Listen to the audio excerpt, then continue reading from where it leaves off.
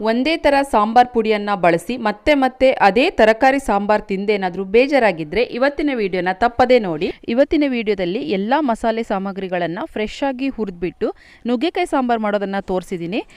ಬೇರೆ ಸಾಂಬಾರುಗಳಿಗಿಂತ ಇದು ತುಂಬಾ ಟೇಸ್ಟಿಯಾಗಿರುತ್ತೆ. ಒಂದ್ಸರಿ ನೀವು ಬಿಸಿ ಅನ್ನದ ಜೊತೆ ಈ ಸಾಂಬಾರನ್ನು ಖಂಡಿತವಾಗಿ ಟ್ರೈ ಮಾಡಿ, ಹಾಗೆ ತುಂಬಾ ಇಷ್ಟಪಡ್ತೀರಿ ಕೂಡ.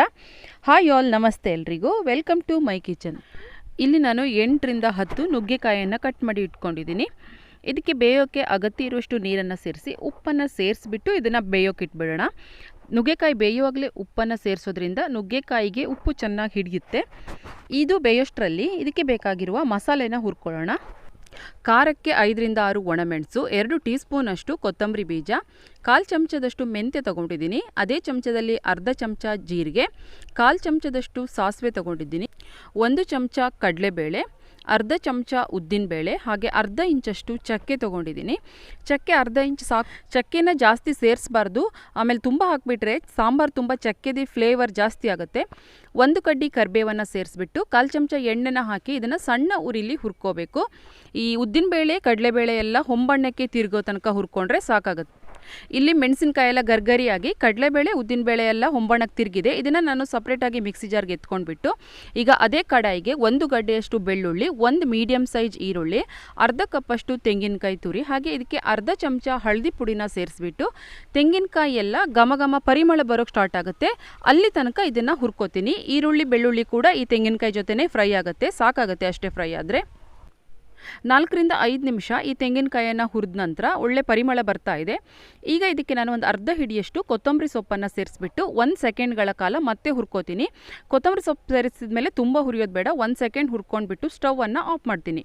ಇದು ಪೂರ್ತಿಯಾಗಿ ತಣ್ಣಗಾದ್ಮೇಲೆ ನಾವು ಮೊದಲೇ ಹುರ್ಕೊಂಡ ಮಸಾಲ ಸಾಮಗ್ರಿಗಳ ಜೊತೆಗೆ ಸೇರಿಸ್ಬಿಟ್ಟು ಇದ್ರ ಜೊತೆಗೇ ನಾವು ಒಂದು ಸಣ್ಣ ನೆಲ್ಲಿಕಾಯಿ ಗಾತ್ರದಷ್ಟು ಹುಣಸೆ ಹಣ್ಣನ್ನು ಕೂಡ ಸೇರಿಸ್ಬಿಟ್ಟು ಅವಶ್ಯಕತೆ ಇರುವಷ್ಟು ನೀರನ್ನು ಸೇರಿಸ್ಬಿಟ್ಟು ಇದನ್ನು ನುಣ್ಣಗೆ ಪೇಸ್ಟ್ ಮಾಡ್ಕೋಬೇಕು.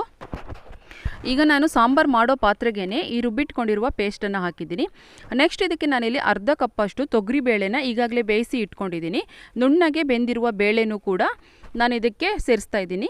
ನೆಕ್ಸ್ಟ್ ಇದಕ್ಕೆ ನಾನು ಈಗಾಗಲೇ ಬೇಯಿಸಿ ಇಟ್ಕೊಂಡಿದ್ದೀನಲ್ವ ನುಗ್ಗೆಕಾಯಿ, ಅದನ್ನು ಕೂಡ ಸೇರಿಸಿ ಸಾಂಬಾರ್ ಕನ್ಸಿಸ್ಟೆನ್ಸಿನ ಅಡ್ಜಸ್ಟ್ ಮಾಡ್ಕೋಬೇಕು. ಇದರ ಹದ ಹೇಗಿರಬೇಕು ಅಂದರೆ ನಾವು ಬೇರೆ ತರಕಾರಿ ಸಾಂಬಾರುಗಳ ಹಾಗೆ ಗಟ್ಟಿನೂ ಕೂಡ ಇರಬಾರ್ದು, ತಿಳಿ ಸಾರಿನ ಥರ ತೆಳ್ಳಗೆ ಕೂಡ ಇರಬಾರ್ದು. ಇವೆರಡರ ಮಧ್ಯೆ ಮೀಡಿಯಮ್ ಥಿಕ್ನೆಸ್ ಇದ್ರೇ ಈ ಸಾಂಬಾರು ತುಂಬ ಟೇಸ್ಟಿಯಾಗಿ ಬರೋದು. ಸಾಕಷ್ಟು ಪ್ರಮಾಣದ ನೀರನ್ನು ಸೇರಿಸ್ಬಿಟ್ಟು ನಾನಿಲ್ಲಿ ಸಾಂಬಾರನ್ನು ಕುದಿಯೋಕೆ ಇಡ್ತಾ ಇದ್ದೀನಿ. ನೀವು ನೋಡ್ತಿರ್ಬೋದು, ಇಲ್ಲಿ ಸಾಂಬಾರು ಕುದಿಯೋಕೆ ಇಡೋ ಮೊದಲು ಈ ಥರ ಕನ್ಸಿಸ್ಟೆನ್ಸಿಲಿದೆ. ಇದಕ್ಕೆ ಬೇಳೆ ತೆಂಗಿನಕಾಯಿ ಎಲ್ಲ ರುಬ್ಬಿ ಹಾಕಿರೋದ್ರಿಂದ ಇದು ಕುದ್ಮೇಲೆ ಇನ್ನೂ ಸ್ವಲ್ಪ ಗಟ್ಟಿನೇ ಬರುತ್ತೆ. ಕುದಿಯೋಕೆ ಇಡೋವಾಗಲೇ ನಾನು ಇದಕ್ಕೆ 1 ಟೇಬಲ್ ಸ್ಪೂನ್ ಆಗೋಷ್ಟು ಬೆಲ್ಲನ ಸೇರಿಸ್ತಾ ಇದ್ದೀನಿ. ಯಾವುದೇ ಸಾಂಬಾರ್ಗಾಗಲಿ ನಾವು ಸಾಂಬಾರು ಸಿಹಿಯಾಗೋಕ್ಕೆ ಬೆಲ್ಲ ಸೇರಿಸೋದಲ್ಲ, ಈ ಥರ 1 ಸ್ಪೂನ್ ಬೆಲ್ಲ ಸೇರಿಸೋದ್ರಿಂದ ಸಾಂಬಾರು ರುಚಿ ಇನ್ನೂ ಜಾಸ್ತಿ ಆಗುತ್ತೆ. ಈ ಸಾಂಬಾರನ್ನು ನೀವು 8 ರಿಂದ 10 ನಿಮಿಷಗಳ ಕಾಲ ಚೆನ್ನಾಗಿ ಕುದಿಸ್ಬೇಕು. ಇಲ್ಲಿ ನಾನು ಸುಮಾರು 10 ನಿಮಿಷಗಳ ಕಾಲ ಈ ಸಾಂಬಾರನ್ನು ಚೆನ್ನಾಗಿ ಕುದಿಸಿದ್ದೀನಿ. ಇನ್ನೇನು ಸ್ಟವ್ ಆಫ್ ಮಾಡೋ ಮೊದಲು ನಾವು ನುಗ್ಗೆಕಾಯಿ ಬೇಯಿಸುವಾಗ ಮಾತ್ರ ಇದಕ್ಕೆ ಉಪ್ಪನ್ನು ಸೇರಿಸಿದ್ದೀವಿ. ಹಾಗಾಗಿ ಸಾಂಬಾರನ್ನು ಒಂದ್ಸಾರಿ ಟೇಸ್ಟ್ ಮಾಡಿಬಿಟ್ಟು ರುಚಿಗೆ ತಕ್ಕಷ್ಟು ಉಪ್ಪನ್ನು ಸೇರಿಸ್ಕೊಂಡ್ಬಿಟ್ಟು ಸ್ಟವನ್ನು ಆಫ್ ಮಾಡ್ಕೊಳ್ಳಿ. ಕೊನೆಯದಾಗಿ ಇದಕ್ಕೊಂದು ಸಾಸಿವೆ, ಕರಿಬೇವು, ಬೆಳ್ಳುಳ್ಳಿಯ ಒಗ್ಗರಣೆ ಸೇರಿಸಿದರೆ ಘಮ ಅಂತ ತುಂಬಾ ರುಚಿಯಾಗಿರುವ ನುಗ್ಗೆಕಾಯಿ ಸಾಂಬಾರು ರೆಡಿಯಾಗಿಬಿಡುತ್ತೆ. ಬಿಸಿಯಾಗಿರುವ ಅನ್ನಕ್ಕೆ 1 ಚಮಚ ತುಪ್ಪ ಹಾಗೆ ಈ ಬಿಸಿ ಸಾಂಬಾರನ್ನು ಹಾಕ್ಕೊಂಡು ಊಟ ಮಾಡ್ತಿದ್ರೆ ತುಂಬಾ ರುಚಿ ಅದ್ಭುತವಾಗಿರುತ್ತೆ. ನೀವು ಒಂದ್ಸಾರಿ ಟ್ರೈ ಮಾಡಿದರೆ ಪದೇ ಪದೇ ಈ ಥರ ಸಾಂಬಾರನ್ನು ಟ್ರೈ ಮಾಡ್ತಾನೆ ಇರ್ತೀರಾ. ನಿಮಗೇನಾದರೂ ಈ ವಿಡಿಯೋ ಇಷ್ಟ ಆಗಿದ್ದರೆ ವಿಡಿಯೋನ ಲೈಕ್ ಮಾಡಿ, ಹಾಗೆ ನಿಮ್ಮ ಫ್ಯಾಮಿಲಿ ಮತ್ತು ಫ್ರೆಂಡ್ಸ್ ಜೊತೆ ಶೇರ್ ಮಾಡಿ. ಯಾರಾದರೂ ಹೊಸಬರು ಈ ಚಾನೆಲ್ನ ಫಸ್ಟ್ ಟೈಮ್ ನೋಡ್ತಾ ಇದ್ದರೆ ಚಾನೆಲ್ ಕೆಳಗಡೆ ಒಂದು ಸಬ್ಸ್ಕ್ರೈಬ್ ಬಟನ್ ಇರುತ್ತೆ, ಅದನ್ನ ಒತ್ತಿ ಸಬ್ಸ್ಕ್ರೈಬ್ ಆಗಿ. ಹಾಗೆ ಅದರ ಪಕ್ಕದಲ್ಲಿ ಕೂಡ ಒಂದು ಬೆಲ್ ಐಕಾನ್ ಇರುತ್ತೆ, ಅದನ್ನ ಓಕೆ ಮಾಡಿಬಿಟ್ಟು ಆಲ್ ಆಪ್ಷನ್ಗೆ ಓಕೆ ಮಾಡಿದರೆ ನಾನು ಯಾವುದೇ ವಿಡಿಯೋ ಹಾಕಿದ್ರೂ ನಿಮಗೆ ನೋಟಿಫಿಕೇಷನ್ ಬರುತ್ತೆ. ಸಿಗ್ತೀನಿ ನೆಕ್ಸ್ಟ್ ವಿಡಿಯೋದಲ್ಲಿ. Thank you.